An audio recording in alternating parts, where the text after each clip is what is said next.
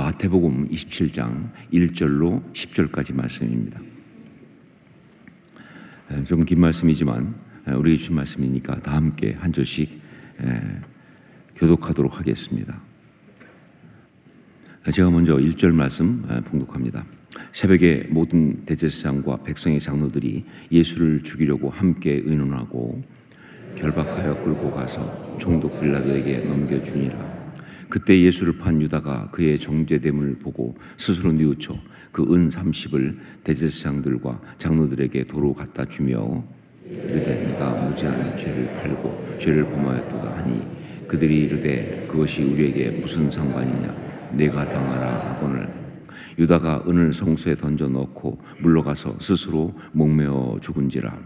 대제사장들이 그 은을 거두며 이르되 이것은 빚값이라 성전고에 넣어둠이 옳지 않다 하고 의논한 후 이것으로 토기장의 밭을 사서 나그네의 묘지를 사왔으니 그러므로 오늘날까지 그 밭을 비밭이라 일컫느니라.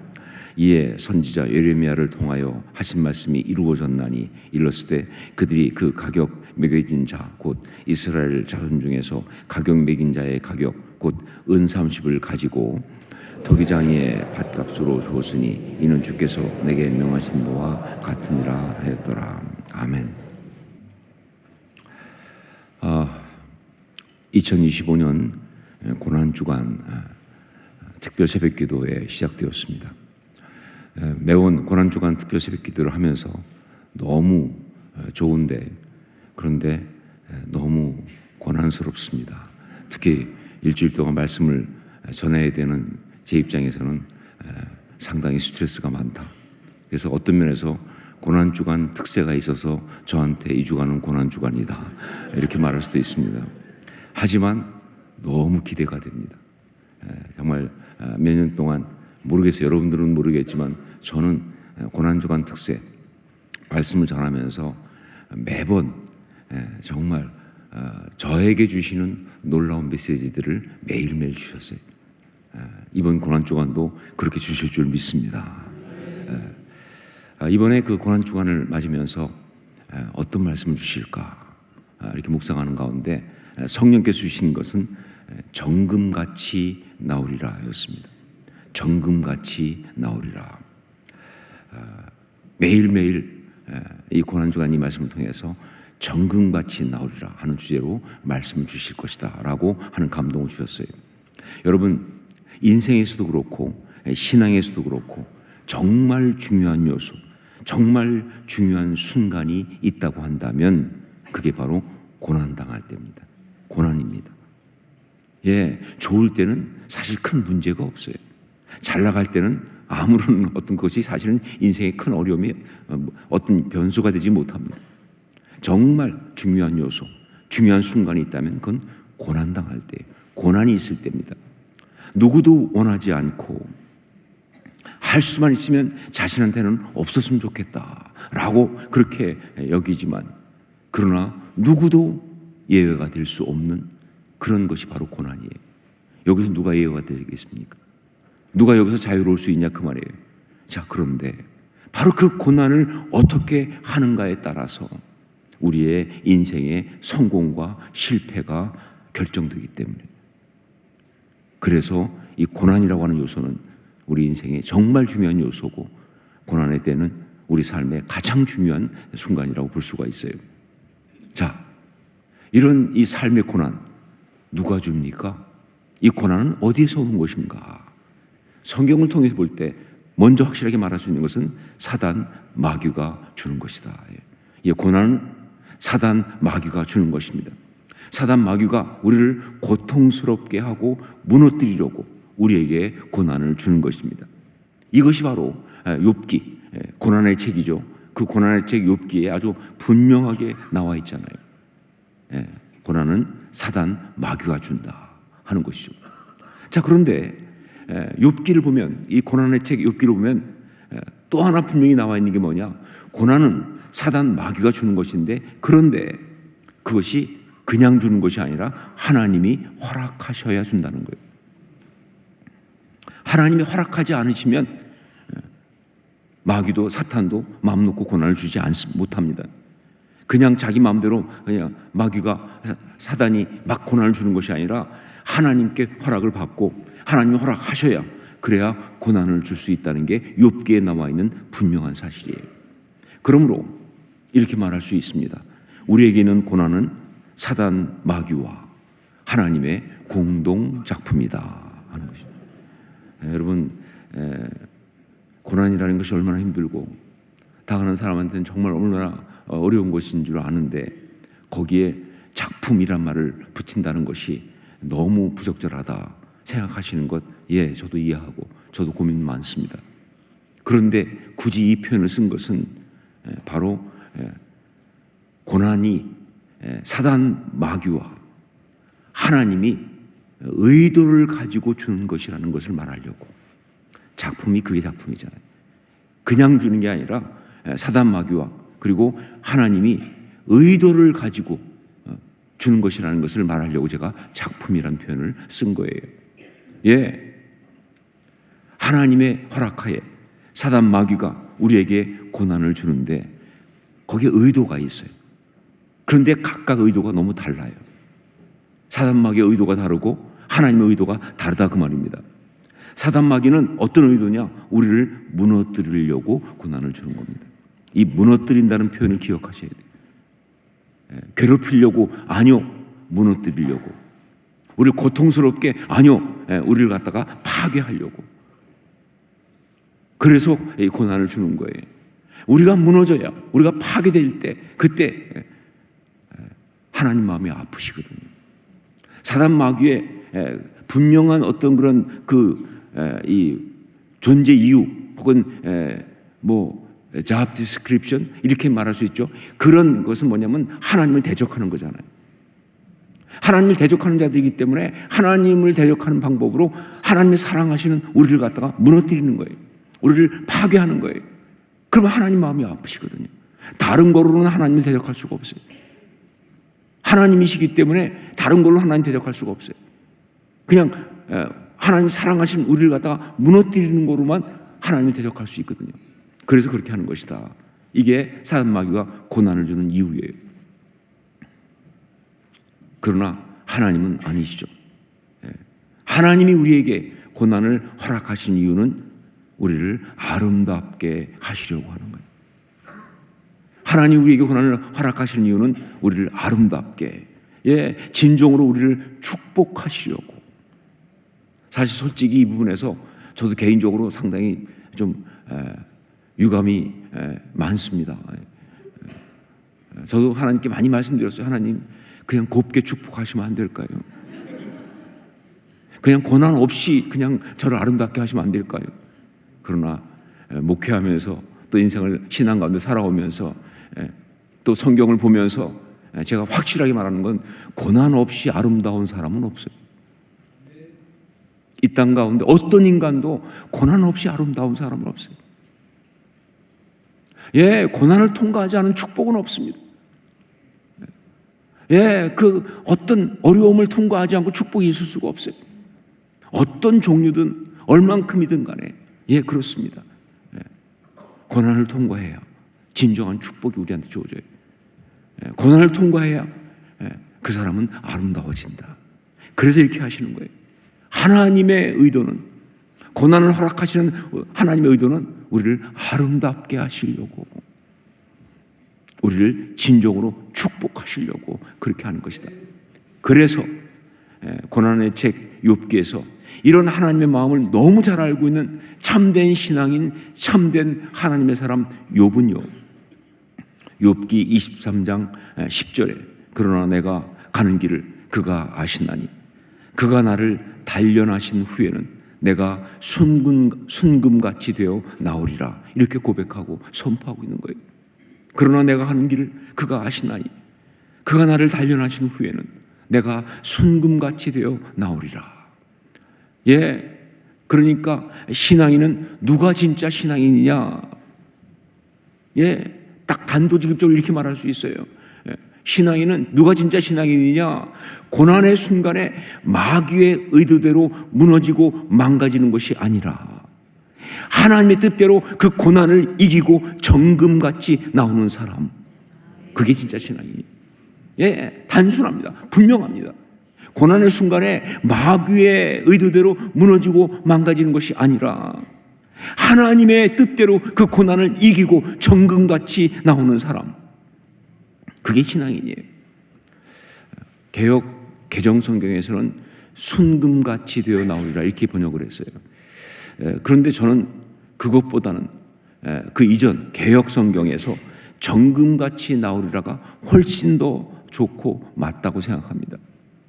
왜냐하면 순금같이 나오리라, 그거는 일단 하여간 순수한 금이라는 뜻은 맞지만, 그러나 느낌이 뭐예요? 너무 순해. 그렇죠? 그냥 순하기만 하고 좀 맛이 없어요. 정금, 사실은 이 단어는 지금 안 쓰는 말이죠. 왜냐하면 이때 정금의 정자는 정죄한다 할 때 정자거든요. 그래서 또 느낌이 와요. 정죄해서, 정죄해서, 그래서 정말 순도 100%, 그렇게 아름답게 그렇게 나오는 그런 금이기 때문에 정금이란 말이 훨씬 더 맞아요. 자, 어떻게 해야 하는가? 고난이 왔을 때 그러면 우리는 어떻게 해야 하는가? 그건 나도 분명하죠. 우리에게 고난을 허락하시는 하나님의 뜻을 이루어야 한다. 이게 분명합니다. 우리에게 고난을 허락하시는 하나님의 뜻을 이루어야 하는데, 그 하나님의 뜻이 뭐냐? 그 하나님의 의도가 뭐냐? 우리를 아름답게 하기 위해서, 그리고 우리를 축복하려고 하시는 건데, 그 하나님의 그 고난을 허락하시는 직접적인 뜻은 바로 뭐냐면, 욥이 고백했죠. 바로 단련이라고 하는 거예요. 그가 나를 단련하신 후에는, 단련이에요. 그러니까 하나님이 우리에게 고난을 허락하신 이유는 우리를 단련하시려고 하는 거예요. 그러니까 우리가 단련을 받아야죠. 불같은 시련이라면 내 안에 불순물 다 타버리고 녹아 빠져나가도록 그 불의 시련을 견뎌야 합니다. 그냥 처음에 시작하다가 그냥 뜨겁다고 그냥 막 튕겨나가면 그냥 끄슬리기만 하고 하나도 이 불순물 빠져나가지 않는 안타까운 일이 벌어질 수가 있어요. 여러분, 아무리 힘든 시간이라도 그 시간이 기다림이라고 한다면 끝까지 기다려야 하는 거예요. 기다림은 끝까지 기다려야 그게 정답이지, 거의 다 기다렸다는 아무 의미가 없어요. 그래도 꽤 많이 기다렸어. 아니요, 아무 의미가 없어요. 끝까지 기다려야 하는 거예요.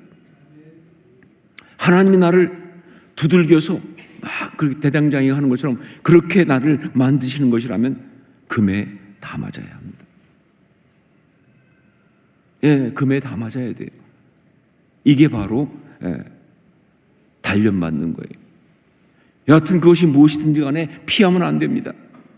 그 고난을 마주해야 하고 그것을 견디고 통과해야 합니다. 이게 신앙이에요. 이게 십자가 신앙이에요. 그러니까 마귀는요, 우리에게 고난을 주면서 우리를 하여금 어떻게든 그 고난을 피하라고 자꾸 그래요. 이게 마귀의 유혹이에요. 어떻게든 고난을 피하라, 도망쳐라, 다른 사람에게 떠넘기라고. 솔직히 떠넘길 수 없거든요. 근데 그냥 다른 사람한테 떠넘기려고 그래요. 외면하라 그럽니다. 외면할 수 없어요. 사실은 못 도망갑니다. 그런데 그렇게 하라고. 그런데 그렇게 하면 당하는 거예요. 그러면 그 고난에 그 삶이 무너지고 망가지는 거예요. 정말 제일 안타까운 건 뭐냐? 당할 고통 다 당하고, 그러면 내면은 더 추해지고, 관계는 다 깨지고, 삶의 존엄성 다 잃어버리는 거예요. 아름다움 다 날리는 거예요. 그게 마귀가 원하는 거예요. 이번 주간에 고난주간 특세를 하면서 정금같이 나오리라, 이 주제로 매일 말씀을 우리가 묵상할 것입니다. 우리가 신앙으로 어떻게 고난을 감당하고 그리고 이기고 나갈 수 있는지, 즉 하나님께서 이 고난으로 우리를 단련하실 때에 우리가 어떻게 그것을 받을 것인지. 오늘 첫날 주신 말씀은 가룟 유다의 실패, 가룟 유다의 후회입니다. 자, 가룟 유다의 그 실패를 보면서, 가룟 유다를 보면서, 그의 실패를 보면서 참 우리에게 주시는 정금같이 나오리라의 메시지를 우리가 받기를 원합니다. 여러분, 가룟 유다는요, 예수님과 함께 공생의 3년을 같이 한 12제자 가운데 한 사람이에요. 뿐만 아니라 예수님의 12제자 가운데 가장 똑똑한 사람이에요. 예, 저는 베드로 앞에서도 이렇게 말할 수 있어요. 예수님 12제자 중에 제일 똑똑하다. 예. 일단 그가 돈꾀를 맡았잖아요. 즉 재정을 맡았다 하는 걸 봐도 그가 가장 똑똑하다는 걸 알 수가 있어요. 예, 단지 머리가 좋고 셈이 빠른 사람이다, 그 뜻 아니에요. 모두가 그를 신뢰했다, 그 뜻입니다. 여러분, 어느 부서나 돈은 믿을 수 있는 사람한테 맡기죠. 믿을 수 없는 사람한테 어떻게 맡깁니까? 암만 계산 잘한다 할지라도. 그러니까 가룟 유다가 재정을 맡았다는 것은 그 모든 사람, 예수님에게도 거기 있는 모든 사람에게도 신뢰를 받았다, 그런 뜻이에요. 그게 가룟 유다예요. 뿐만 아니라 그는 예수님의 십자가의 의도를 가장 먼저 알아챈 사람이에요. 주님은 이 십자가의 길을 가시면서 순환 예고를 여러 번 제자들한테 말씀하셨습니다. 근데 이 멍청한 제자들은 알아듣지를 못해요. 아니, 알아듣지 못하는 게 안 알아들으려고 하는 거예요. 고난 싫으니까, 어려우니까 그냥 모르는 척 그냥 엉뚱한 소리 하고 말이죠. 그러면서 막 계속 마지막까지 예수님이 왕 되실 거야, 예수님이 메시아니까 왕이시니까 나도 한 자리 차지해야지, 이러고 있는 거예요. 정말 제자들은 다 감도 못 잡고 있는데, 그런데 그 상황이 이제 어떻게 돌아가는지 파악도 못하고 있는데 가룟 유다만 유일하게 그걸 알아챘어요. 아, 이게 무슨 뜻인지, 이게 어떤 것인지, 아, 예수님은 십자가를 지시기로 작정하셨구나, 그리고 그 십자가를 진다는 것이 무슨 뜻인지를 정확히 알고 있다는 거예요. 이게 가룟 유다예요. 그래서 그가 예수님을 은30의 대제사장에게 팔아버린 것이죠. 자, 이유가 무엇인지, 왜 예수님을 은30의 대제사장에게 팔아버렸을까? 요한 사도가 말한 대로 돈이 탐나서 그랬는지, 혹은 어떤 글에 주장하듯이 혁명을 하지 않는 예수님께 실망해서 그랬는지, 아니면 또 누가 말하는 것처럼 그런 식으로 민중봉기를 유도해가지고 그래서 혁명을 완수하려고 한 그것인지 모르겠지만 한 가지는 분명합니다. 그는 다가오는 십자가 고난을 피하려고 그렇게 했다는 거예요. 그는 다가오는 십자가 고난을 피하려고 한 거예요. 고난에서 도망친 것입니다. 고난을 당하지 않으려고 그 좋은 머리를 썼다, 그 말입니다.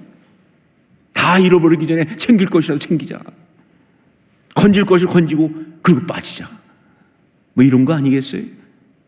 어쨌든 간에 결국 이것은 그가 마귀에게 이용당하고 버림받는 이야기입니다. 오늘 이 말씀이 그거 아니에요. 얼마나 비참합니까?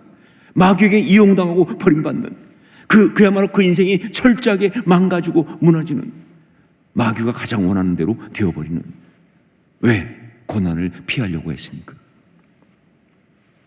여러분, 오늘 이 가룟 유다 이야기를 통해서 우리에게 주시는 정금같이 나오리라의 메시지는요, 인간적인 머리를 쓰지 말고, 자기 꾀를 부리지 말고, 이사야 53장 7절에 우리 예수님처럼 그가 곤욕을 당하여 괴로울 때에도 그의 입을 열지 아니하였으며, 마치 도수장으로 끌려가는 어린 양과 털 깎는 자 앞에서 잠잠한 양같이 그의 입을 열지 아니하였도다. 그렇게 우직하게, 때로는 정말 미련하고 어리석어 보일 만큼 그렇게 우직하게 하나님의 뜻에 충성스럽게 견디고 나아가야 한다는 거예요. 이게 오늘 메시지입니다. 정금같이 나오리라. 하나님의 뜻에 충성스럽게 견디고 나아가야 한다. 여러분, 우리에게 고난이 올 때 무조건 피하고 도망치려고 하지 마십시오. 물론 피하고 막을 수 있는 고난이라면 당연히 피하고 막아야죠. 그러나 그건 우리한테 고난이 아니에요. 진짜 고난은 그럴 수 없죠. 말씀드린 것처럼 피할 수 없다니까요. 그럴 수 없는 것이라면 인간적인 수단이나 방법을 사용하지 말고, 무엇보다 다른 사람한테 떠넘기지 말고, 원망은, 고난을 다른 사람한테 떠넘기는 게 원망 아닙니까? 그렇게 해서 넘어갈 수 있으면 좋은데 안 된다니까요. 자신만 빠져나가겠다고 생각하지 말고, 아니 못 빠져나가요.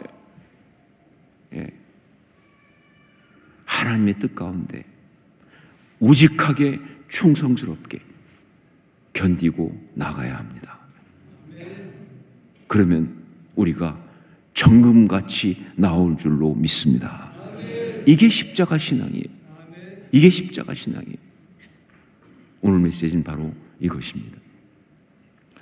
기도 제목을 나누면서 함께 기도하기 원합니다.